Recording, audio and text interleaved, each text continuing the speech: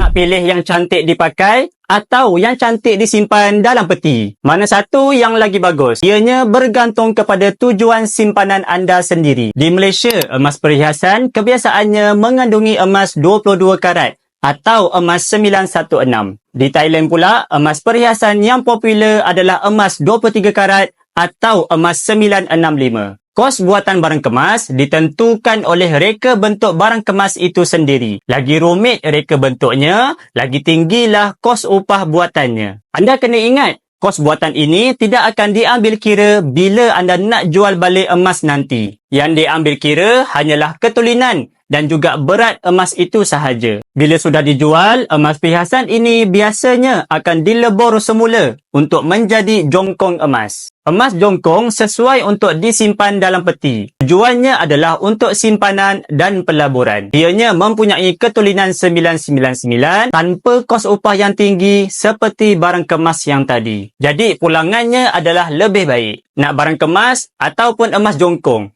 ianya berbalik semula kepada matlamat dan tujuan anda simpan emas. Semoga perkongsian saya ini memberikan manfaat dan jemput follow saya untuk info lanjut tentang emas.